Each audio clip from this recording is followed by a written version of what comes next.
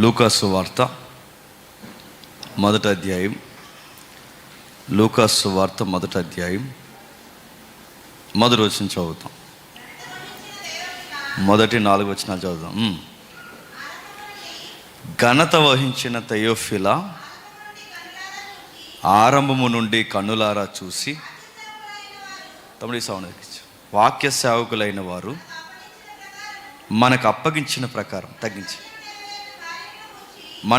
మన మధ్యన నెరవేరిన కార్యములను గూర్చి వివరముగా రాయుటకు అనేకులు పూనుకున్నారు కనుక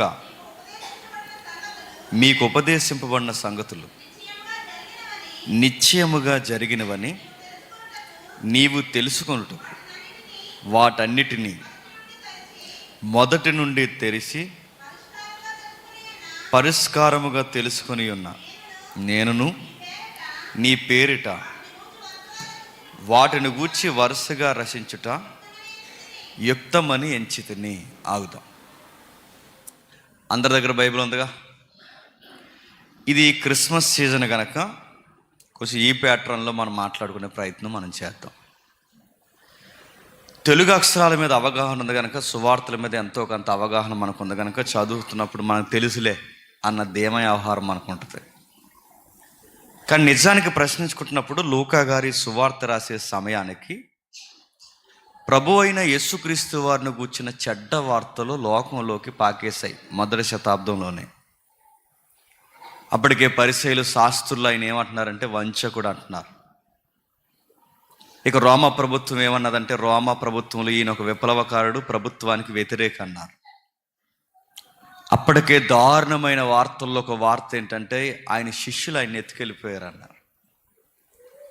సరే, ఈ వార్తలు ప్రకంపనలు సృష్టించి ప్రభు అయిన యేసుక్రీస్తు వారి యొక్క పుట్టుకను గూర్చి ఇలాంటి చెడ్డ వార్తలు పుడుతున్నప్పుడు పౌలు లాంటి వారు కాస్తంత డిఫెన్స్ బాగా ఇచ్చి ఫైట్ చేస్తున్నారు అనుకునే టైంలో కైసరయ్యలో పౌలు గారిని అరెస్ట్ చేసి జైల్లో పడేశారు. అలాంటి పరిస్థితులు అన్ని వైపులా క్రైస్తవం యొక్క పీకను అలా బిగిస్తున్న టైంలో ఈ సువార్త రాయాలని లూకా గారు నిర్ణయించుకున్నారు. ఇది దీని బ్యాక్గ్రౌండ్. అర్థమవుతుందిగా. ఇలాంటి పరిస్థితుల్లో లూకా గారు సువార్త రాస్తున్నప్పుడు ఆయన ఒక పదం వాడుతున్నారు చూడండి, ఘనత వహించిన తెయోఫిలా. ఘనత అనే పదాన్ని మరి ఎన్నిసార్లు మీరు విన్నారో నాకు తెలియదు, కానీ వర్తమానం ఒకసారి జ్ఞాపకం చేసుకోండి. ఘనత అనే పదాన్ని ఎవరికి పడితే వాళ్ళకి వాడరు. ఘనత అనే పదాన్ని ఎవరికి వాడతారంటే రోమా ప్రభుత్వంలో అధికారులుగా ఒక గవర్నర్ క్యాడర్లో ఎవరైతే ఉంటారో వాళ్ళకి మాత్రమే పదం వాడతారు. ఘనత వహించినట్టే రోమా ప్రభుత్వంలో అధికారులుగా సుపీరియర్ ఆఫీసర్స్గా ఎవరైతే ఉంటారో వాళ్ళకి వాడతారు ఈ పదం. మీకు ఎలా డౌట్ వస్తే ఒక్కసారి అపోస్తుల కార్యానికి రండి. అపోస్తుల కార్యం మరలా వద్దాం. 23వ అధ్యాయం, అపోస్తుల కార్యములు 23వ అధ్యాయం 26వ వచనం. అపోస్తుల కార్యములు 23వ అధ్యాయం 26వ వచనం. ఘనత వహించిన అధిపతి అయిన పేస్తుకును 24వ అధ్యాయం 3వ వచనం చూడండి ఒకసారి. మహాఘనత వహించిన ఫెలిక్స్ 26వ అధ్యాయం 25వ వచనం చూడండి. మహాఘనత వహించిన ఫేస్తు. ఇవన్నీ మనం చదువుతున్నప్పుడు మనకి ఏమనిపిస్తుంది? ఫేస్తు అంటే ఎవరు? రామ ప్రభుత్వం ఒక గవర్నర్ ఆయన. అలాంటి గవర్నర్కి వాడుతున్న పదం ఏంటంటే మహాఘనత వహించిన ఫేస్తు అంటున్నాడంటే ఈ పదాలు ఎవరికి పడితే వాళ్ళకి వాడరు. ఎవరికి వాడతారంటే రామా ప్రభుత్వపు అధికారులకు మాత్రమే వాడతారు.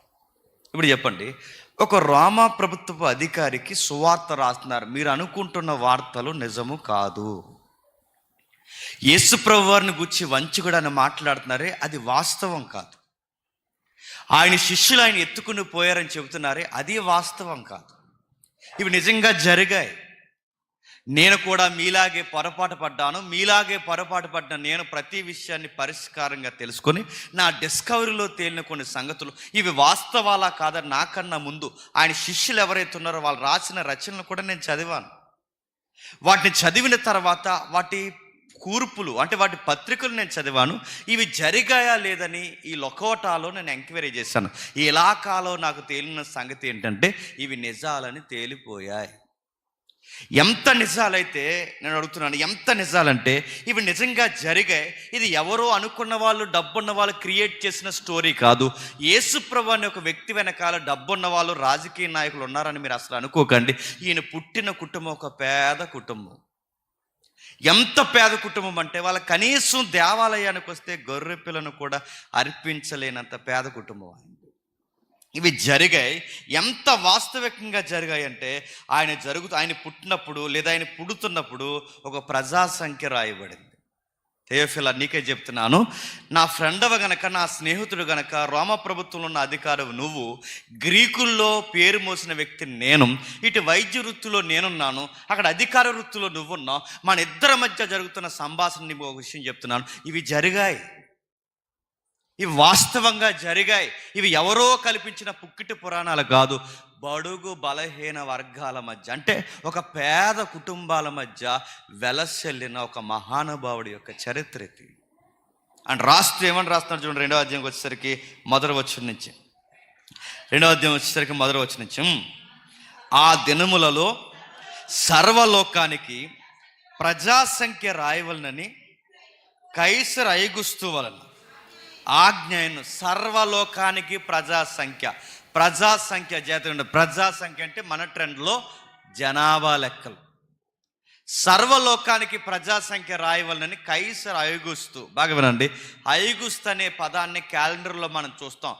ఆగస్టు నెల అంటాం చూసారా, ఆ ఆగస్టు నెలే అగస్టస్ అంటారంటే, ఈ అగస్టస్ అనే చక్రవర్తి ఎవరైతే ఉన్నాడో, ఈ రోమా ప్రభుత్వ చక్రవర్తి మొట్టమొదటిసారి సెన్సస్ తీయాలనుకోండి. ఎందుకు? ఇల్లు లేని వారికి ఇల్లు ఇవ్వడానికి, వాకులు లేని వారికి వాకులు ఇవ్వడానికి, డబ్బులు లేని వారికి డబ్బులు ఇవ్వడానికి, ఏ నియోజకవర్గంలో అయితే నీరు అందట్లేదు వాళ్ళకి నీరు ఇవ్వడానికి కాదు. వీడు ఎంత క్రూరుడంటే, ప్రభుత్వం తరపున కైసరిగా ఉన్న ఈయన, అంటే చక్రవర్తిగా పనిచేస్తున్న ఈయన, ప్రజల దగ్గర నుంచి ట్యాక్స్ వసూలు చేయడానికి, పన్ను వసూలు చేయడానికి, ఎంత పన్ను వచ్చిందో తెలియాలంటే ఎంత జనాభా ఉన్నారో తెలియాలి. అంటే పన్ను ఈక్వల్ టు జనాభా ఎంతమంది ఉన్నారో మనకు కరెక్ట్గా పన్ను అంత రావాలి. మనకి ఇంటి పన్ను, మనుషుల పన్ను, పౌర హక్కుల పన్ను, ఇవన్నీ సరిగ్గా మనకి రాయితీలు వసూలు అవ్వట్లేదు. అసలు జనాభా ఎంత ఉన్నారో లెక్కలు తీయండి అని మొట్టమొదటిసారి జనాభా లెక్కలు తీయించాడు. ఆ జనాభా లెక్కలు తీసినప్పుడు వాళ్ళకి ఫస్ట్ సెన్సస్లో ఇంత ఫిగర్ వచ్చిందని తేలినప్పుడు దానికి తగిన ట్యాక్స్ వసూలు చేయడానికి వాళ్ళు ఈ మొట్టమొదటి ప్రజాసంఖ్య, అంటే వీళ్ళు జాలిపడి కాదు, ప్రజల మీద ప్రేమడు కాదు, కేవలం వడ్డీ వసూలు చేయడానికి చేసిన పనులు ఇవి. ఆ వడ్డీ వసూలు చేయడానికి వీళ్ళు చేసిన పనులు, వీళ్ళు చేస్తున్న పనులు మీరు చూడండి. వడ్డీ వసూలు చేస్తారు. ఎంత జాలి లేని ప్రభుత్వాలంటే, నిండు గర్భిణిని కూడా ఎక్కడికి రమ్మన్నారట? ప్రజాసంఖ్య. అంటే వీళ్ళకి జాలి లేదు. ముసల మొక్క, పెద్ద చిన్న, పసిగందులు ఏమీ లేవు. వాళ్ళకి డబ్బే ప్రాముఖ్యం. ఆ ప్రభుత్వానికి కావాల్సింది ఏంటంటే ట్యాక్స్ వసూలు చేయాలి. ఆ ట్యాక్స్ వసూలు చేయడానికి నిండు గర్భిణిని కూడా రోడ్లంటే నడిపించారంటే జాలందా ప్రభుత్వానికి? ఇంకా ఒక మాట చెప్తున్నాను, జాగ్రత్తగా వినండి. ఒకవేళ ఈ రోజే ఎలక్షన్ జరిగితే, ఈ రోజే జనాభా లెక్కలు జరిగితే, ఈ రోజు ఏం చేస్తున్నారు చెప్పండి? ముసలమ్మను కూడా ఎత్తుకుని తీసుకెళ్తున్నారు ఆటోలో. ఇంకా ఏంటి, నిండు గర్భిణి ప్రత్యేకమైన వాహనాలు పెడుతున్నారు. ఈ ప్రభుత్వాలు ఎందుకు చేస్తున్నాయంటే, ఇది ప్రజల చేత, ప్రజల్లో నుంచి ఎంపిక చేయబడిన ప్రజాప్రభుత్వాలు కనుక అధికారులు మన దగ్గరికి రావాలి. అవి ప్రజాప్రభుత్వాలు కాదు, రాజుల ప్రభుత్వాలు కనుక రాజుల దగ్గరికి ప్రజలు వెళ్ళాలి. కనుక నిండు గర్భిణిని కూడా ఎక్కడ తీసుకొచ్చారు చెప్పండి? జనాభా లెక్కలు తీసుకొచ్చారు. రాత్రులు మీరు జాతకంటే అక్కడ ఒక పదం రాస్తున్నాడు, జాతక విందాం ఒకసారి. 4వ వచనంలో, యోసేపు దావీదు వంశములోను గోత్రములోను పుట్టినవాడు కనుక తనకి భారీగా ప్రదానం చేయబడిన ఆ తల్లి గర్భవతి ఉండి మరియతో కూడా ఆ సంఖ్యలో రాయబడ్డ ఒక గలయలోని నజరేతు నుండి యోదయలోని బెత్లెహేము అనబడిన దావీదు ఊరికి వెళ్ళను. వారు అక్కడ ఉన్నప్పుడు ఆమె ప్రసవ దినం నిండిన కనుక తన తొలుసూలు కుమారుని కని పొత్తుగుడ్డల్లో చుట్టి సత్రంలో వారికి స్థలము లేనందున వారిని పశువుల తొట్టులో పరుండబెట్టారట. మీరు జాతక వినండి. మన సత్రాలు అనగానే మనం బైబిల్ని ఎప్పుడు ఎలా చదువుతాం అంటే, మన కల్చర్లో మనం ఉండి చదివేస్తాం. అందుకే మనకు అలాగ అర్థం అవుతాయి. సత్రాలు అనగానే మనం ఇలా మార్గంలో వెళ్తుంటే రోడ్ సైడ్ కనబడతాయి చూసారు, అయ్యి అనుకుంటాం సత్రాలు అంటే. సత్రాలు అంటే ఒకప్పుడు గుడిసెలు వేసేవారు చూసారు, అయ్యి అనుకుంటాం సత్రాలు అంటే. సత్రాలు అంటే అవి కాదు. మనకు మూలాలు ఏం చెప్తున్నాయి అంటే, ఈ డబ్బున్న వాళ్ళకి గెస్ట్ హౌస్లు ఉంటాయి చూసారా, ఆ గెస్ట్ హౌస్ల మీనింగ్ వచ్చే పదమే సత్రం. అంటే వీళ్ళకి అందరికీ స్థలాలు దొరికాయి. ఈ జనాభా లెక్కలకు వచ్చిన వాళ్ళకి కాస్తంత వెంటనే తేలుతాయి ఆ జనాభా లెక్కలు. ఇప్పుడంటే మనకి జనాభా లెక్కలు రాయడానికి మాస్టర్లు టీచర్లు మన ఇంటికి వచ్చి మీకు ఎంతమంది పిల్లలు, మీ ఆయన ఏం చేస్తాడు, నువ్వేం చేస్తావు, ఇవన్నీ జాగ్రత్తగా రాసుకుని ఓ టీయో కాఫీయో మజ్జిగ తాగి జాగ్రత్తగా రాసుకుని వెళ్ళిపోతున్నారు. అప్పుడు అలా కాదు. అధికారుల దగ్గరికి ప్రజలు వెళ్ళాలి కనుక అక్కడికి వెళ్ళినప్పుడు ఒకేసారి జనాభా లెక్కలు తేలవ కనుక ఈ సిటీలో జనాలు వచ్చి అలా కూర్చున్నప్పుడు ఒక రోజుకి 2 రోజులకి వారానికి 2 వారాలు తేలవ కనుక కాస్తంత వాళ్ళ నివాసం ఉండడానికి గెస్ట్ హౌస్ లాంటివి ప్రభుత్వం తరపున ఏర్పాటు చేసిన నివాస స్థలాలు ఏర్పాటు చేస్తే అందరికీ స్థలం దొరికింది, కానీ ఇలా దొరకలేదండి. ఎందుకు స్థలం దొరకలేదు చెప్పండి? గెస్ట్ హౌస్లు ఎవరికి దొరుకుతాయంటే కాస్త డబ్బు ఉన్న వాళ్ళకి, పేరు ఉన్న వాళ్ళకి, గొప్ప వంశాలు ఉన్న వాళ్ళకి దొరుకుతాయి. వాళ్ళకి వద్దంటే గెస్ట్ హౌస్లు దొరుకుతాయి. పైగా వాళ్ళకి రాజకీయ నాయకుల రికమెండేషన్ కూడా ఉంటుంది. ఈ క్రిస్మస్లో మనం చూడాల్సింది ఏంటి చెప్పిన? జాతక వినండి, యవనస్తుల సదస్సు ఇది. మనం చూడాల్సింది ఏంటి చెప్పిన? మనకున్న పేరు ప్రఖ్యాతులు, మనకు తెలిసినంత రాజకీయ నాయకులు, మనకున్నంత మోతుబోరుతనం ఆ రోజు మరియమ్మ కుటుంబానికి లేదు. కనీసం వాళ్ళకి సత్రంలో స్థలం లేదంటే మనకి ఏం అర్థమవుతుంది చెప్పండి? అందరికీ స్థలాలు దొరికాయి, వీళ్ళకి ఎందుకు దొరకట్లేదు? వాళ్ళకి పెద్ద పేరు లేదు, వాళ్ళకి పెద్ద గుర్తింపు లేదు, వాళ్ళని పట్టించుకునే వాళ్ళు లేరు. ఒక్క మాటలో చెప్పాలంటే వాళ్ళెవరో కూడా వాళ్ళని రండమ్మా మా ఇంట్లో ఉండని ఆహ్వానించేంత గొప్ప వస్త్రాలు వేసుకున్న కుటుంబీకులు కాదు వాళ్ళు. ఈరోజు అయ్యంగార్లు అడవాడు ఎక్కువైపోయింది. క్రిస్మస్లో అయ్యంగార్లు ఎవరు? రాజకీయ నాయకులు అయ్యంగార్లు అడవాళ్ళు. అవసరమైతే వాళ్ళ బట్టలు వ్యవహారం వద్దంటే రికమెండేషను, క్రిస్మస్ మీటింగ్లు పెట్టుకోవడానికి కూడా రికమెండేషన్లు. ఆ రోజు వాళ్ళకి లేదు. వాళ్ళని పిలవడానికి ఎవరు ఆహ్వానించలేదట. సత్రంలో వాళ్ళకి స్థలం లేదట. సత్రంలో వాళ్ళ స్థలం లేకపోతే మరి ఎక్కడ స్థలం దొరుకుతుందో మనకు తెలుసు. పశువుల తొట్టులో స్థలం దొరికింది. చాలా కాలం మనం మాట్లాడుకున్న మాట ఒకసారి జ్ఞాపకం చేస్తున్నాను. ఆ రోజు మేము లేం కానండి, మేము ఉంటే మా బెడ్రూమ్ ఇచ్చేది ఉండండి, అంత సీన్ లేదు. మేము లేం కదండి, మేము బయట ఉండి ఆయన లోపల పెట్టేది ఉండి, అంత లేదు. ఈ రోజు ఉన్న బుద్ధే ఆ రోజు ఉంది, ఆ రోజు ఉన్న బుద్ధే ఈ రోజు ఉంది. ఈ రోజు సంఘాల్లోనికి యేసు ప్రభుని రానివ్వరు, ఎందుకంటే క్రిస్మస్ అడవులతో నిండిపోయింది. ఆ రోజు కూడా వాళ్ళ అడవులతో నిండిపోయారు. యేసు ప్రభు వారిని లోపలికి రానివ్వరు. మేము చాలా బిజీగా ఉన్నాం, నువ్వు బయట ఉండన్నారు. అందుకే ప్రకటన గ్రంథంలో ఆయన తలుపునద్ద నిలుచుండి, తడుచున్నాడంటే మనం హృదయం అనుకుంటాం, కాంటెక్స్ట్లో హృదయం కాదు, సంఘం బయట ఉన్నాడు ఆయన. సంఘాలు బిజీగా ఉన్నాయి, సంబరాల్లో ఉన్నాయి, హడావుళ్ళుగా ఉన్నాయి. అంటే ఈ మాట మీకు ఈ వైనం చదువుతుంటే అటు ప్రభుత్వం వలన వీళ్ళకి ఆదరణ లేదు, ఇటు తోటి ప్రజల వలన వీళ్ళకి ఆదరణ లేదు. ఇలాంటి టైంలో మరియమ్మకి ఇలాంటి వార్తలు వినబడుతుంది. జనాభా లెక్కలో రాయబడ్డానికి వెళ్ళారు. ఆ తల్లి మరి నెలలు నిండిపోయినప్పుడు ఎక్కడ కనేసిందో మనకు క్లియరెన్స్ మనకు లేదు, కానీ మొత్తం మీద ఆ ఏరియాలో ఏ రోడ్డు మీద ఎక్కడ కనేసిందో మనకు తెలియదు, మొత్తం మీద కనేసింది. ఆ కనేసిన తర్వాత ఆమె పడిన పాటలు మనకు తెలుసు. వారికి సత్రంలో స్థలం లేదు, చంటి బిడ్డకు లేదు. ఈరోజు కొత్త బట్టల కోసం గొడవలు పెట్టేసుకుంటున్నారు క్రిస్మస్లో. ఈ క్రిస్మస్కి షాపింగుల్లో మనవలో తిరుగుతున్నారంట హడావుడిగా. కొత్త చీర కొనకపోతే అది క్రిస్మస్ కాదు, కొత్త డ్రెస్ కొనకపోతే క్రిస్మస్ కాదు, కొత్త సొక్కా ప్యాంటు కొనుక్కోకపోతే క్రిస్మస్ కాదు, ఎంత హడావుడి తిరుగుతారు. ఈ కొత్త బట్టలు అని తిరుగుతున్న బ్యాచ్ అందరికి తెలియాల్సింది ఏంటంటే అసలు యేసు ప్రభు వారికి కొత్త బట్టలు లేవు. ఆ పొత్తుగుడ్లు కూడా కొత్త పొత్తుగుడ్లు కాదు, అవి పాతవే. ఆయనకే లేవు. మొదటి క్రిస్మస్లో కొత్త బట్టలు లేవు, సంబరాలు లేవు, అంబరాలు లేవు. మరి ఏమున్నాయంటే పేదరికం ఉంది. మరేముందంటే ఆనందం లేని ఆందోళన ఉన్నాయి, ఆశయాలు లేని ఒక జీవితం ఉంది. ప్రియులతో సంతోషంగా ఉండే ఈ రోజులున్న వాతావరణం ప్రియులను పోగొట్టుకున్న భయంకరమైన దుఃఖాలు ఉన్నాయి. అలాంటి పరిస్థితుల మధ్య మరియమ్మ స్టోరీ స్టార్ట్ అవుతుందట. ఏమని స్టార్ట్ అవుతుంది నేను త్వరగా ముగిస్తాను. అదే మొదటి అధ్యాయం 26వ వచనం చూడండి. అదే మొదటి అధ్యాయం 26వ వచనం. 6వ నెలలో గాబ్రియేలు అనే దేవదూత గలిలయలోని నజరేతు అనే ఊరిలో దావీదు వంశస్థుడైన యోసేపు అనే ఒక పురుషునికి ప్రదానము చేయబడిన తర్వాత దేవుని చేత ఆ కన్యక యొద్దకు గాబ్రియేలు అనే దేవదూత పంపబడిన. బాగా వినాలి. ఇవన్నీ ఏమని మొదలెట్టాడు లూకా సువార్త, లూకా గారు? ఇవి వాస్తవాలు. గాబ్రియేలు వచ్చిందన్నది వాస్తవం, జనాభా లెక్కలు జరిగిందన్నది వాస్తవం, ఆ సంఖ్యలో రాయబడ్డానికి మరియమ్మ యోసేపులు వెళ్ళారన్నది వాస్తవం, అదే టైంలో ప్రభు అయిన యేసుక్రీస్తు వారు పుట్టారన్నది వాస్తవము, థెయోఫిలా, ఇవన్నీ నిజంగా జరిగాయి. ఈ జరిగిన వాస్తవాలు కడు పేదరికంలో జరిగాయి. ఎంత పేదరికంలో జరిగాయంటే, ఒక పల్లెటూరులో ఒక ఆడపడుచు ఉంది, ఒక పల్లెటూరులో ఒక కన్ని పిల్ల ఉంది. ఆ పిల్లకి బహుశా అంచనా వేస్తే చరిత్ర ప్రకారం 16 నుండి 18 సంవత్సరాలు ఉంటాయంట. ఎన్ని సంవత్సరాలు? 16 నుండి 18 సంవత్సరాలు. 16 నుండి 18 సంవత్సరాలు ఉన్న అమ్మాయికి అప్పటికే ఎంగేజ్మెంట్ అయ్యింది. ఇక నెక్స్ట్ ఇయర్కి ఆమెకు పెళ్లి చేస్తారు. సరిగ్గా ఈ టైంలో వచ్చి కంగ్రాచులేషన్ చెప్పింది ఎవరు? ఇప్పుడు చెప్పండి, ఇప్పుడు ఈ గుడ్ న్యూస్ కంగ్రాచులేషన్ చెప్తే ఇది ఊరందరికీ స్పీడ్లు పెంచుకునే కంగ్రాచులేషన్స్ అది. అదే విషయం బయటికి తెలిస్తే ఆ తల్లిని ఆ నాగరికతలో రాళ్ళు ఇచ్చి కొట్టి చంపేస్తారు. కనీసం బతికినవారు మంచిగా పాటలు పాడి విశ్వాసం నుండి బైబిల్ చదువుతున్నావు, వాక్యాలు చదువుకుంటున్నావు అనుకున్నాం, కానీ నువ్వు ఏరే పాటలు పాడేవని ఇప్పుడే అర్థమైందని అంటారా అనరా? గొప్ప విశ్వాసం అనుకున్నా కానీ చీకటి విశ్వాసం అనుకోలేదని అంటారా అనరా?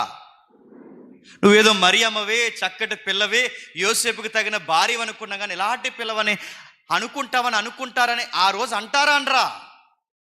మరియమ్మ దగ్గరికి గాబ్రియల్ దేవతతో వచ్చి అంటుందట, నీకు ఇదిగో శుభం కలుగును కాకంటే ఏం శుభం? నీ పెళ్ళి ఆగిపోద్ది, నీ సాక్ష్యం పోద్ది, నీ జీవితం రోడ్డున పడుతుంది, నీకు ప్రమాదం జరుగుద్ది, నీ భర్తే నిన్ను అనుమానించే పరిస్థితులు, నీ స్నేహితులు, నీ ఇరుగు పొరుగు వారు, నీ మరుదులు, నీ పుట్టింటి వారు, నీ ఆడబడుసులు అర్థం చేసుకునే పరిస్థితి. అంటే తన మీద నిండు వయసులో, అంటే ఒక మంచి మంచి యవన జీవితంలో ఒక టీనేజ్లో ఉన్న అమ్మాయి మీద ఇంత దేవుని యొక్క భారం పడుతున్నప్పుడు ఆ అమ్మాయి నా వల్ల అవ్వదు బాబోయ్ అందా. దేవుని చిత్తానికి తలదించింది. గాబ్రియలు మాట్లాడుతుంది 32వ వచనంలో, ఆయన గొప్పవాడి అయి సర్వోన్నతుని కుమారుడు అనబడును, ప్రభు అయిన దేవుడు ఆయన తండ్రి అయిన దావీదు సింహాసనం ఆయనకి ఇచ్చును, ఆయన యాకోబు వంశస్థులను యుగ యుగాలు ఏలును, ఆయన రాజ్యం అంతము లేనిదైండునని ఆమెతో చెప్పును. ఏమర్థమవుతుంది చెప్పండి?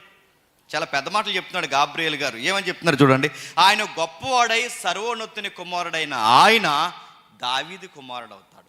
దావీదు కుమారుడు అవడమే కాదు, దావీదు సింహాసనం మీద కూర్చొని యుగ యుగాలు పరిపాలిస్తాడు. ఇప్పుడు ప్రశ్న అర్థం చెప్పండి, ఎప్పుడు దావీదు, ఎప్పుడు యేసుక్రీస్తు వారు, అప్పుడు దావీదు సింహాసనం, ఇప్పుడు ఈయన పరిపాలించడం ఏంటి? గమ్మత్తైన సంగతి, దేవుని కుమారుడు దావీదు కుమారుడు ఎలా అవుతాడు? అయితే అయ్యాడు సింహాసనం మీద కూర్చున్న ఈయన యుగ యుగాలు ఎలా పరిపాలిస్తాడు? ఇలాంటి కాంప్లికేటెడ్ సబ్జెక్ట్ నాకు అర్థం కావట్లేదు, నాకు థియాలజీ మీద అవగాహన లేదు, పాత నిబంధన మీద అవగాహన లేదు, నా 16 ఏళ్ల జీవితానికి ఈ లోతైన సంగతులు నాకు అర్థం కావట్లేదు అందా? ఏమన్నా చెప్పండి. అలాంటి క్వశ్చన్స్ ఏం అడగకుండా దావీదంటే ఏంటో ఆ అమ్మాయికి తెలుసు, దావీదు సింహాసనం ఎలా ఉండబోతుందో ఆ అమ్మాయికి తెలుసు, యుగ యుగాల పరిపాలన ఎలా ఉండబోతుందో ఆ 16 ఏళ్ళ అమ్మాయికి తెలుసు, దావీదు సింహాసనం మీద కూర్చుని తన ప్రజలను ఎలా విమోచించబోతున్నాడో తనకు తెలుసు, సర్వోన్నతుని కుమారుడు అయిన ఆయన దావీదు కుమారుడు ఎలా అవుతుంది? ఇన్ని సంగతులు. అంటే ఈ రోజుకి బైబిల్ యూనివర్సిటీల్లో, కళాశాలలో కూర్చొని చదువుకున్న అర్థం కాని నిగూఢమైన సత్యాలు 16 ఏళ్ళ ఆడపిల్లకి తెలుసట. అంటే యుగ యుగాల పరిపాలన అంటే ఏంటో తెలుసు. ఈ రోజుకి మనకు తెలియదు చాలా విషయాలు. దావీదు సింహాసనం మీద కూర్చొని ఈ లోకాన్ని ఎలా ఇన్ని సంగతులు అమ్మాయికి తెలుసట. అన్నీ తెలిసిన అమ్మాయికి ఏం తెలియదంటే అబ్బాయిలు తెలియదంట. అమ్మాయికి బైబిల్ తెలుసు, అమ్మాయికి ఏం తెలుసు? నాకు అబ్బాయిలు తెలియదు, నాకు పురుషుల మీద అవగాహన లేదు, నాకు పురుషులతో పరిచయం లేదు, ఆ కార్యం ఎట్లా జరుగుద్ది నాకు అర్థం అవట్లేదు. ఈ క్రిస్మస్ కోయిళ్ళందరినీ నేను అడుగుతున్నాను, జాతక వినండి. ఈరోజు మరియమ్మని ఇక్కడ పిలిచి నీ టెస్ట్ మనీ ఏంటమ్మా, నీ కాస్తంత నీ సాక్ష్యం చెప్పి క్రిస్మస్ వాక్యం చెప్పు, మొట్టమొదటి క్రిస్మస్కి తల్లి నువ్వే చెప్పమ్మా అని అడిగితే ఈ క్రిస్మస్లో ఉన్న ఈ అమ్మాయిలందరికీ, ఈ ఎంగేజ్లో ఉన్న వాళ్ళందరికీ ఆమె ఇసే సవాల్ ఏంటో తెలుసా? నాకు అబ్బాయిలతో స్నేహము లేదు. ఇది మై క్రిస్మస్. నా క్రీస్తుని ఆరాధించే విధానం ఏంటంటే నాకు అబ్బాయిలతో స్నేహాలు లేవు. ఆడెవడే ఆడుతో తిరుగుతున్నావు, నువ్వు కాలేజీ అని చెప్పి బండి ఎక్కుతున్నావు, రేపు పొద్దున్న ఎవరన్నా చూస్తే ఏమవుతుంది? మీ నాన్న పరువు ఏమవుతుంది? నీ పరువు ఏమవుతుంది? నీ వివాహ జీవితం ఏమవుతుంది? అంటే మీకేం తెలియదు, నోరుమీందంటే ఈ క్రిస్మస్ కోయిల.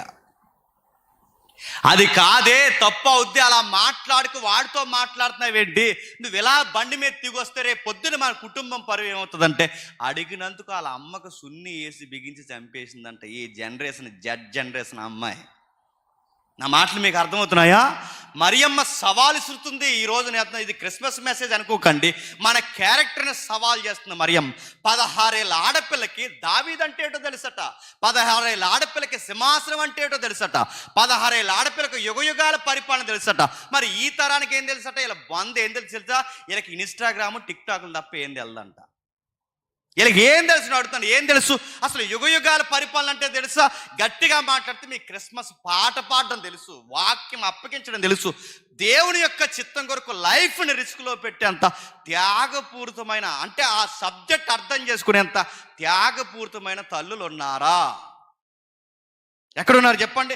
ఆ రోజు ఆ తల్లి చూడండి నిలబడింది, ఎంత విషయాలు అర్థం చేసుకుంది. నాకు అబ్బాయిలు తెలియదు, తనకే ఫుల్ డేటా వేసి ఇప్పుడున్న ఏదైతే ఉందో 17 వెర్షన్ ఐఫోన్ కొని నీకే మరియమ్మ గిఫ్ట్కి ఇస్తున్నాను వాడంటే, ఆ తల్లి అబ్బాయిల కాంటాక్ట్లు ఎవరివి సేవ్ చేయదంట. అది మరియమ్మ అంటే. అసలు ఎవరో తెలియదు, కట్టుకోబోయేవాడు తప్ప, బాగా వినండి, కట్టుకోబోయేవాడు తప్ప, నా కుటుంబంలో ఉన్న పురుషులు తప్ప నాకు పరాయి పురుషులు ఎవరో చెప్పండి తెలియదు. ఎంత బాగా మాట్లాడుతుందండి. తన క్రిస్మస్లో ఉన్న బ్యూటీ ఏంటంటే నాకెవరితో పరిచయాలు లేవు. ఎవరు అని అడిగితే క్లాస్మేట్ అంట. ఇలా తిరిగావంటే నీ కాలేజ్ చేతులు ఎరగొడతామని అమ్మా నాన్న అన్నందుకు, నా పౌర హక్కుని నా స్వేచ్ఛని మీరు అడ్డగిస్తున్నందుకు ఎస్పీకి కంప్లైంట్ ఇస్తానందంట ఈ తల్లి. వీళ్ళు అడావుడికి వచ్చి ఇక్కడ కూర్చుని హ్యాపీ క్రిస్మస్ చెప్పండి, మేరీ క్రిస్మస్ అంటే పర్లోకం అంటది, ముందు మరియం చూసి నేర్చుకోండి అంటది. మీరు హ్యాపీ క్రిస్మస్ అంటే దేవుడు పొంగిపోడు, మేరీ క్రిస్మస్ అంటే దేవుడు పొంగిపోడు, ఈ భూమి మీద ఈ పండగల వాతావరణాన్ని పొంగిపోడు. క్రిస్మస్లో మనకు నేర్పిస్తున్న బ్యూటీ ఏంటి తెలుసా? మరియమ్మలాగా దేవుని వర్తమానానికి లోబడే వాళ్ళకి కావాలి. గాబ్రియల్ వచ్చి అడిగాడట, ఇదిగో నీ దేశంలో చాలా మంది కన్నిపిల్లలు ఉన్నారు, చాలా మంది తల్లులు ఉన్నారు, ఎవరికి దక్కన భాగ్యం నీకెందుకు దక్కిందంటే దేవుడు నీ పట్ల చిత్తం కలిగి ఉన్నాడంటే. ఇలాంటివి నా వల్ల ఇలాంటి ప్రసంగాలు నాకు చెప్పకండి అందా. నేను అడుగుతున్నాను, ఈరోజు బోధకుడు ఏదన్నా గద్దిస్తే ఎవరు నేను అంటే ఏంటమ్మా, ఈ డ్రెస్ ఏంటమ్మా, ఈ మాటలు ఏంటమ్మా, మన సంఘానికి వస్తున్నావు అక్కడ నిలబడి మాట్లాడుతున్నావు ఏంటి తల్లి, ఇదేంటి రేపు పొద్దున్న నువ్వు పాటలు పాడుతున్నావు, రేపు పొద్దున అక్కడ నిలబడి ఇలాంటి పాటలు పాడితే ఏమనుకుంటారు, నువ్వు బస్ స్టాండ్లో పార్కుల్లో ఏంటి పనులు అని అడిగితే, అడిగినందుకు పాస్టర్ గారు గద్దించినందుకు సంఘం మానేశారు కుటుంబ సమేతంగా.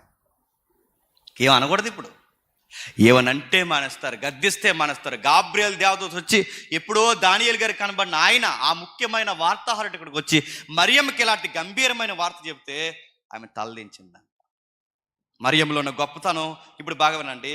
ఇప్పుడు తనకు ఉంది, మనసుకుండే ఆలోచన ఏంటంటే, మనకుండే స్వభావం మనకు తెలుసు, మంచి అయినా పక్క వాళ్ళకి చెప్పుకుంటాం. చెప్పండి, ఎవరెవరు క్లోజ్ ఉంటారో ఉండరా, మాకెవరు లేరని అనకండి. అలా అంటే మీరు గ్రహాంతర జీవే అంటే ఉన్నాయని కాదు నా ఉద్దేశం.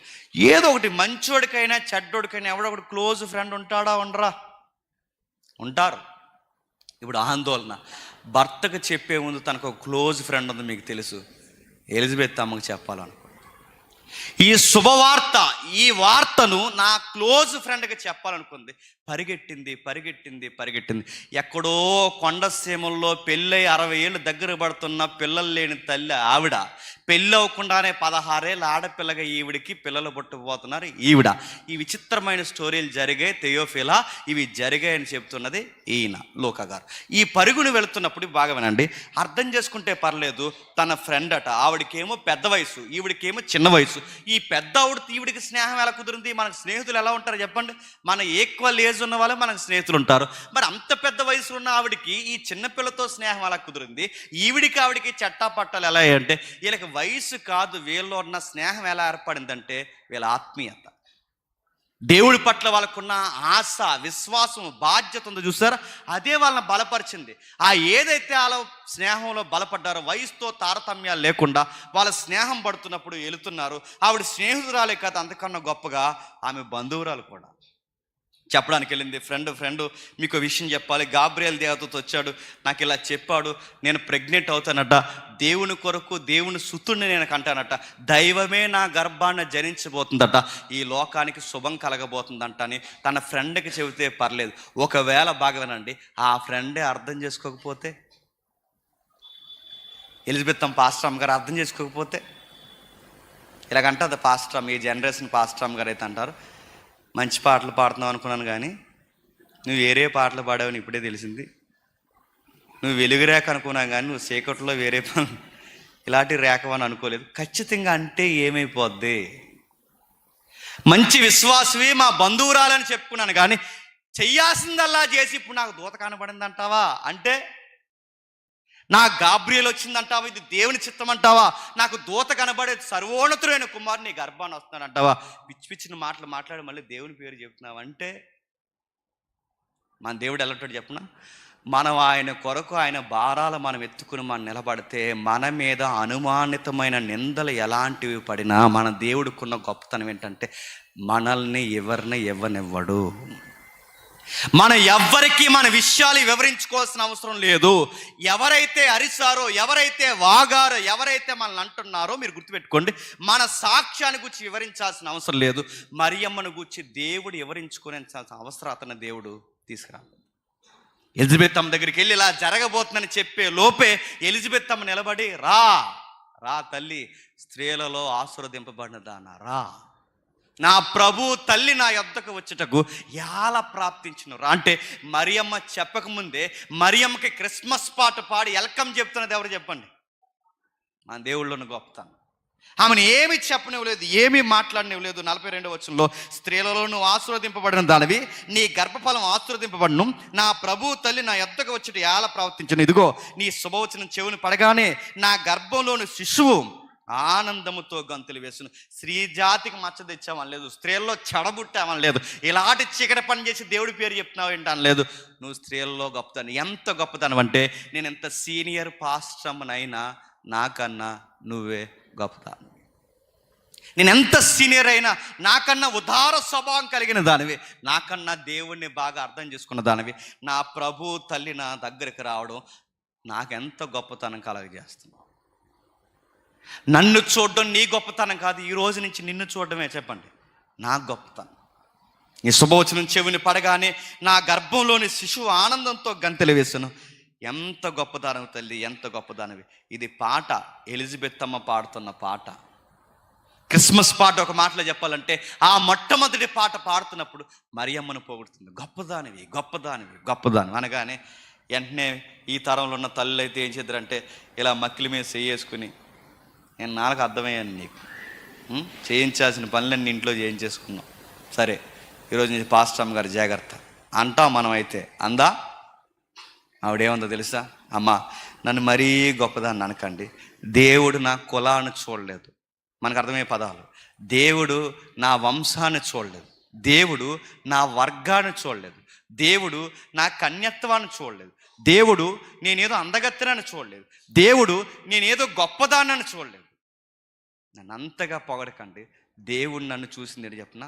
నా కడు పేదరికంలో నా దేన స్థితిని చూశాడు.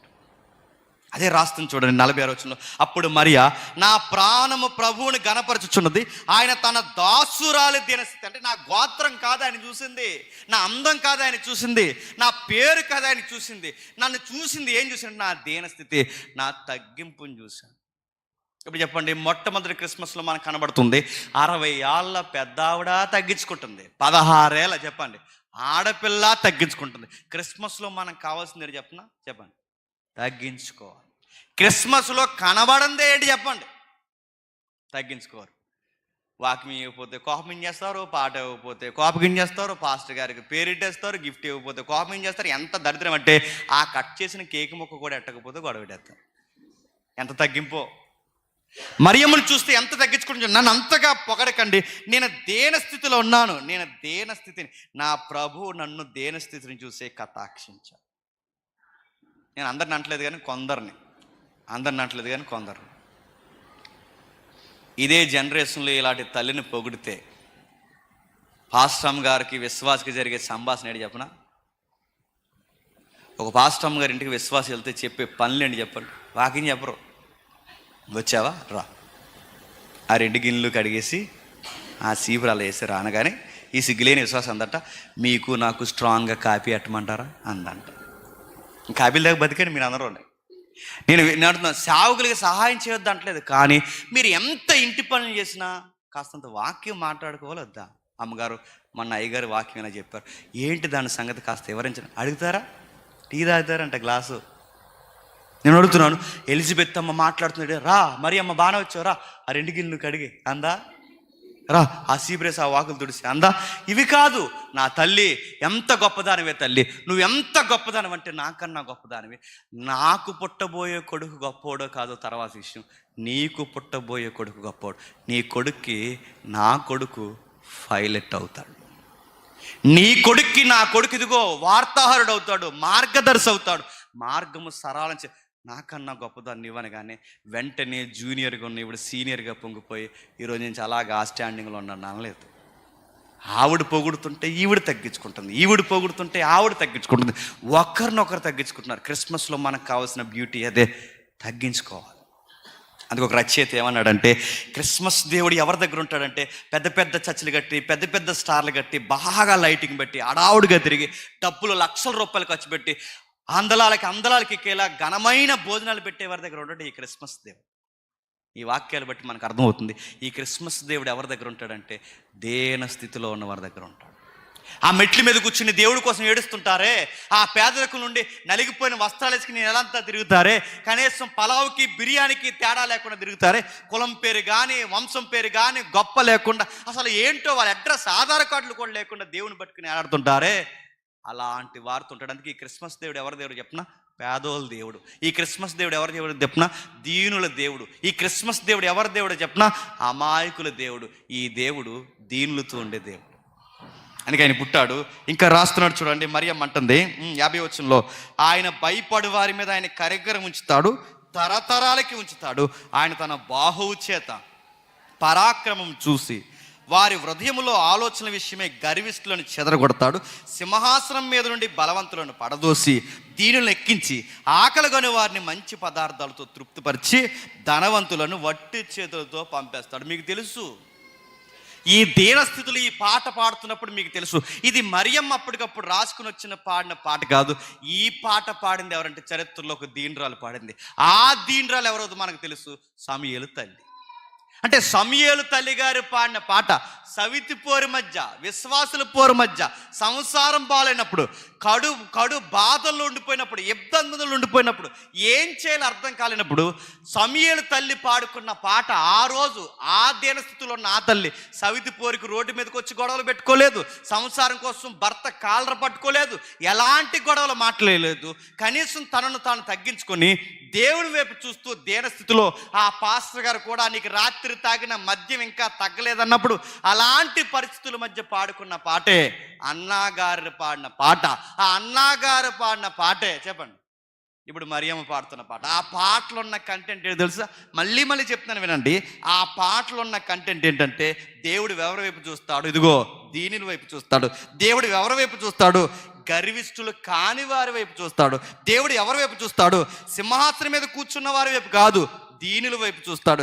దేవుడు ఎవరి వైపు చూస్తాడు? బాగా తిరుగుతున్న వారి వైపు చూడ్డు, ఆకలి దప్పులతో వట్టి చేతులతో తిరుగుతున్న వారి వైపు చూస్తాడు. బలవంతులను పడదోస్తాడు, దీనులను ఆదరిస్తాడు. ఈ క్రిస్మస్ దేవుడు ఎవరి వైపు చూస్తాడంటే తగ్గించుకున్న యవనస్తురాలైన తల్లుల వైపు, తగ్గించుకున్న ఎవరైతే ఉన్నారో పెద్దవారి వైపు. ఎవరి వైపు చూస్తాడు? గర్వపు మాటలు మాట్లాడకుండా, ఎవరిని ఎక్కిరించకుండా, ఎవరైతే తమ్మును తాము తగ్గించుకుంటారో వాళ్ళతో ఉండడానికి దేవుడు ఇష్టపడతాడంట. మొదటి క్రిస్మస్లు ఇవన్నీ జరిగాయి అంటే లూకా అంటున్నాడు, ఓ థియోఫిలా నా స్నేహితుడా, ఇవన్నీ జరిగాయి. ఈ జనాభా లెక్కలు జరుగుతున్నప్పుడు ఆవిడ నలిగిపోయిన విధానం ఇది జరిగింది. ఆ మరియమ్మ ఆ పల్లెటూరు నుంచి పిలువబడుతున్నప్పుడు ఇది వాస్తవంగా జరిగింది. ఈ తల్లి పడిన పాటలన్నీ ఇవి నిజంగా జరిగాయి. ఇప్పుడు చెప్పండి, ఇంత మంచి మరియమ్మకి ఎలిజబెత్ అమ్మ అర్థం చేసుకోకపోయినా పర్లేదు, కానీ చెప్పండి కట్టుకోబోయేవాడు మాత్రం అర్థం చేసుకోవాలి. ఆయన అర్థం చేసుకోకపోతే పరిస్థితి ఏంటండి? ఎంత స్నేహితురాలు ఉన్నా కానీ స్నేహితురాల కన్నా గొప్పవాడు ఎవరు చెప్పండి? భర్త. ఆ భర్త అర్థం చేసుకోకపోతే ఏం జరుగుతుందో ఒకసారి చూడండి, ముగిద్దాం. మత్తయి సువార్త ముగించుకుందాం. మత్తయి సువార్త మొదటి అధ్యాయం 19వ వచనం నుండి. మత్తయి సువార్త మొదటి అధ్యాయం 19వ వచనం నుండి.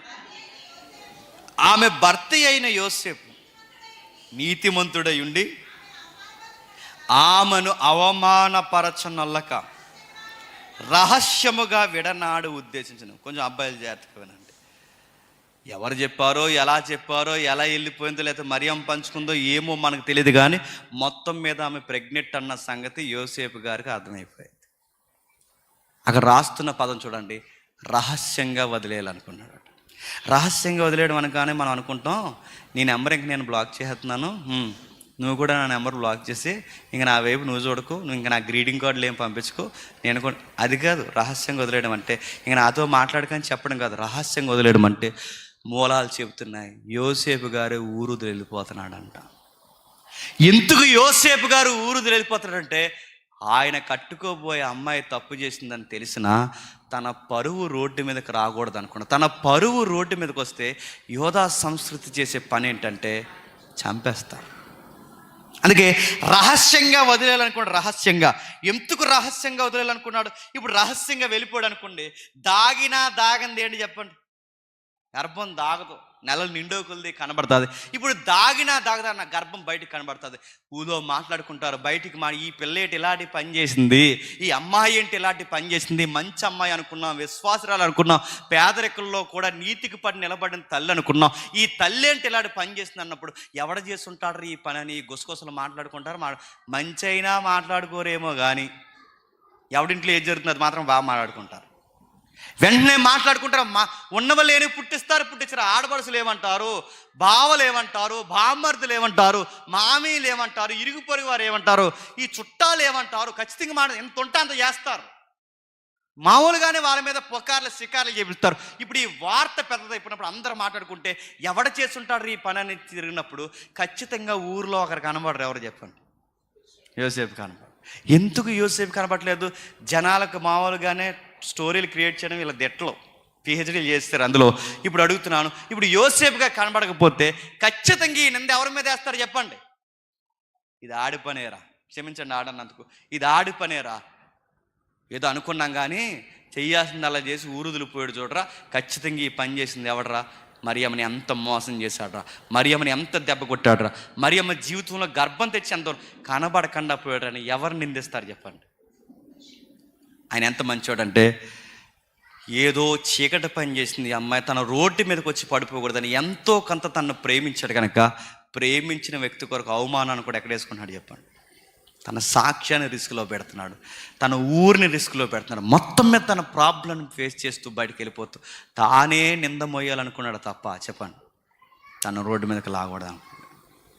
గుర్తుపెట్టుకోండి, ఈ జనరేషన్ తెలియాల్సిన ముఖ్యంగా మన క్రైస్తవ బిడ్డలకి, ఆడపిల్లని కామెంట్ చేయడం, వాళ్ళ డ్రెస్ కోడ్ని కామెంట్ చేయడం, వాళ్ళ స్కిన్ని కామెంట్ చేయడం, ఇక్కడికి వచ్చిన తర్వాత లేనిపోయిన నిందలేయడం నడుగుతున్నాను.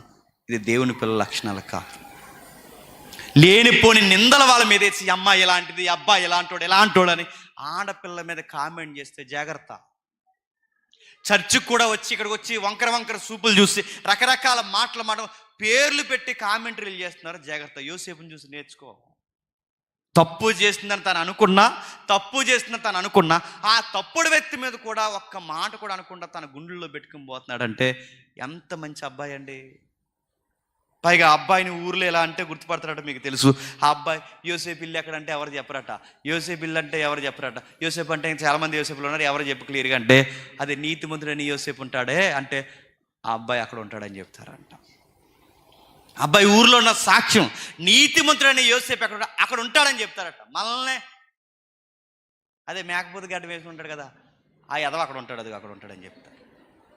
అదే అడవి అంటారు కదా, అడివోడు, గాలి ఎదవా, ఇంకా పేర్లు చెప్పిన గుర్తురా, పెట్టకోడ మీద కూర్చుంటాడు, బండి ఎలా వంకరగా తోలుతాడు, ఆ ఎదవలు అందరూ అక్కడ ఎడతారండి అని చెప్తారు. మన గురించి సాక్ష్యం ఏం చెప్పాలి చెప్పిన అబ్బాయిల జాతకమేనండి. పాస్ట్ గారు వాక్యం చేస్తున్నప్పుడు చకచకా చదువుతాడే ఆ అబ్బాయి అక్కడ ఉంటాడండి. దేవుని కార్యాలంటే ముందుండి చేస్తాడే ఆ కుర్రోడు అక్కడ ఉంటాడండి. చక్కటి వాక్య భావాలతో పాస్ట్గా లేనప్పుడు అప్పుడప్పుడు నడిపింపిస్తాడే ఆ అబ్బాయి అండి, అదిగో అక్కడ ఉంటాడండి. మన సాక్ష్యాలు ఏంటి చెప్పండి? మరియమ్మ సాక్ష్యం ఎంత గొప్పగా ఉంది క్రిస్మస్లో, యోసేపు సాక్ష్యం 25 సంవత్సరాల కుర్రోడు సాక్ష్యం ఎంత గొప్పగా ఉంది చెప్పండి. యోసేపు అర్థం చేసుకున్నట, ఇలాంటి ఆయన బాగానండి, నీలాటోలు నాలాటోలు విడిపోతే దేవుడు కలగ చేసుకుంటాడు లేదో నాకు తెలియదు, కానీ ఇద్దరు మంచోళ్ళు విడిపోతున్నారంటే ఖచ్చితంగా వాళ్ళ మధ్యకి ఎవరు వస్తారు చెప్పండి? ఆయన కలగ చేసుకుంటాడు. ఇలాంటి గుంట నక్కలు ఎన్ని మాటలు మాట్లాడినా ఇద్దరు మంచోళ్ళు విడిపోతున్నారంటే ఖచ్చితంగా దేవుడు కలగజేసుకుంటాడు. ఇది భూమి మీద సిద్ధపరిచిన వివాహం కాదు. చెప్పండి, దేవుడే పరలోకంలో సిద్ధపరిచిన వివాహం. అందుకే వీళ్ళిద్దరు విడిపోతున్నారంటే వాళ్ళ మధ్యకి ఎవరు కలగజేసుకుంటున్నారు చెప్పండి? దేవుడే కలగజేసుకుంటున్నారు. దేవుడు వచ్చి అన్నాడు, నువ్వు చేర్చుకోవడానికి భయపడకు, ఆ అమ్మాయి ఉత్తమ తల్లి అబ్బాయి.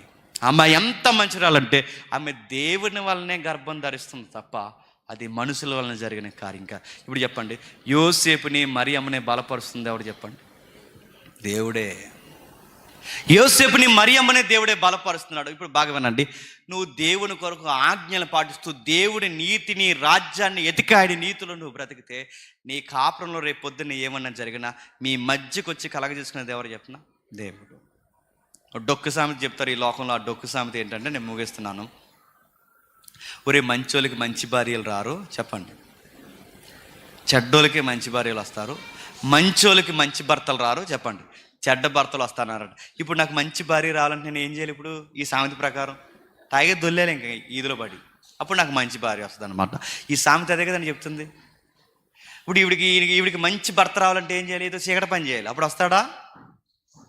కానీ గుర్తుపెట్టుకోండి, మంచోళ్ళకి మంచి భార్య వస్తుంది. నేను ఒక మాట చెప్పిన, యోసేపుకి కరెక్ట్గా సెట్ అయ్యేది ఎవరు చెప్పండి? ఇంకెవరు సెట్ అవ్వరు ఈ ప్రపంచంలో? మరియమ్మే. మరియంకి కరెక్ట్గా సూట్ అయ్యేది ఎవరు చెప్పండి? యోసేపు. వీళ్ళిద్దరిని జత చేసింది ఎవరు చెప్పండి? అది యవనస్తులని మీ అందరూ చెప్తున్నాను, దేవుని కొరకు మీ ఆలోచనలు కట్టండి, మీ నడాలు కట్టండి, మీ చదువుల్లో మీరు జాగ్రత్త కలిగి జీవించండి. దేవా మా పట్ల నీ చిత్తం ఏంటని అడగండి. మీ దేవుడు మీకు ఆశీర్వాదకరమైన కార్యాలని, సంసారాలని, ఉన్నతమైన స్థితిని దేవుడు మీకు అనుగ్రహిస్తాడు. ఎక్కడ పడితే అక్కడ, ఏ ఎండక ఆ గొడుగు, ఎక్కడ పడితే అలా, ఎలా పడితే ఎచ్చలవిడిగా తిరిగితే రేపొద్దున మన జీవితం కూడా చెప్పండి ఎచ్చలవిడిగానే ఉంటుంది. మరి అమ్మ ఎవరితో మాట్లాడదట? కట్టుకోబోయేవాడితో తప్ప. యోసేపు ఎవరి మీద కామెంట్లు చేయడట, చివరికి తప్పు చేసిందని తెలిసిన అమ్మాయి మీద కూడా. ఇద్దరు యవనస్తులు ఆ మొదటి క్రిస్మస్లో అలా నిలబడితే భూమి మీదకి ఎవరు వచ్చారో తెలుసా? దేవుడు దిగొచ్చాడు. ఇద్దరు యవనస్తులు అలా నిలబడితే భూమి మీదకి దేవుడు దిగొచ్చాడు.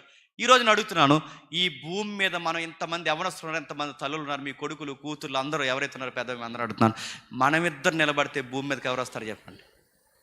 మరలా దేవుడు రెండవ రాకళ్ళు ఈ ప్రపంచంలో ఉన్న సంఘాన్ని ఎత్తుకోవడానికి రాబోతున్నాడు. ఇది మొదటి క్రిస్మస్. ఇది మొట్టమొదటి జరిగిన క్రీస్తు ఆరాధన పండుగ కార్యక్రమం.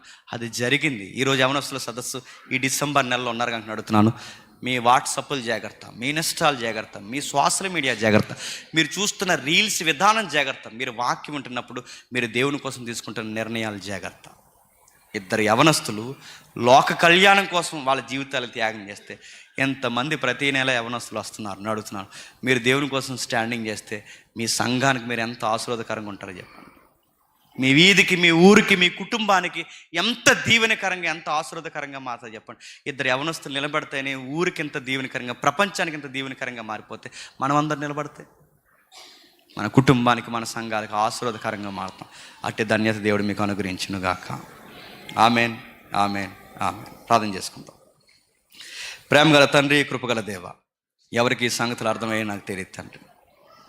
ఈ పురాతనమైన సంగతులైనా మరొకసారి మా జ్ఞాపకాల్లోకి తెచ్చినందుకు మీకు స్తుతులు, స్తోత్రములు దేవ. తండ్రి, క్రిస్మస్ పర్వదినాల్లో తండ్రి సంఘాలన్నీ ఎలా గొప్ప చేయాలని అనుకుంటున్నాయి తప్ప మీ దృష్టికి మేము గొప్పగా కనబడాలి అంటే ఇదిగో మీ చిత్తం కొరకు మా జీవితాల్లో తీసుకోవాల్సిన కొన్ని నిర్ణయాలు ఉన్నాయన్న సంగతి తండ్రి మాకు అర్థం కావట్లేదు. మరియమ్మ తండ్రి ఈ తరాన్ని సవాల్ చేస్తుంది. యోసేపు తండ్రి యవనస్తులను సవాల్ చేస్తున్నాడు. వాళ్ళిద్దరి జీవితం తండ్రి ప్రభు అయిన యేసుక్రీస్తు వారిని ఎలలోకి రావడానికి కారకులయ్యారు. తండ్రి ఈరోజు మేము కూడా తండ్రి మొదటి రాకడని జ్ఞాపకం చేసుకుంటున్న మాకు రెండవ రాకడ సమీపంగా ఉందని మాకు అర్థమవుతుంది దేవా. ఆయన రావాలి అంటే ఆ రాజ్యం కొరకు, నీతి కొరకు నిలబడే తండ్రి, సర్వలోకానికి రాజ్య సువార్తను ప్రకటించే తండ్రి పాత్రలు కావాలి, సంఘాన్ని బలపరిచే నాయకులు కావాలి తండ్రి మీ సంఘంలో తండ్రి వాడబడుతున్న జ్యోతులు కావాలి తండ్రి. అలాంటి వారిని సిద్ధపరచండి. త్వరగా రమ్ము పెండ్లి కుమారుడని అరవగలిగే స్వరాలను తండ్రి మీరు లేవనెత్తండి. తను నడిపిస్తున్న సంఘాన్ని, నాయకుల్ని, పెద్దల్ని, వచ్చిన యవనస్తుల్ని, తల్లుల్ని, అన్నల్ని అందరిని బట్టి ప్రార్థిస్తున్నాం. ఆశీర్వదించండి. మధ్యాహ్నం జరుగుతున్న సెషన్లో కూడా తండ్రి సహోదరుడు రఘు గారి ద్వారా కూడా తండ్రి విలువైన సంగతులు మీరు అందిస్తారని కోరుతూ మీ కుమారుని కూడా బలంగా వాడుకుంటారని అర్థిస్తూ మేము వెళ్తున్న మమ్మల్ని క్షేమంగా నడిపించండి. ఎవరైనా మా మీద చెడ్డ మాటలు మాట్లాడి మమ్మల్ని తప్పుగా చూస్తండి, మమ్మల్ని శత్రులుగా భావిస్తున్నవారు ఎవరైనా ఉంటే వారిని క్షమించండి, వారిని దీవించండి. వారిని మీ చేతులకు అప్పగిస్తున్నాం. మమ్ములను, మా కుటుంబాలని, మా సాక్ష్యాలను అన్నిటి మీ చేతుల్లో పెడుతూ క్రీస్తు నామమున ప్రార్థన సమర్పిస్తున్నాం తండ్రి.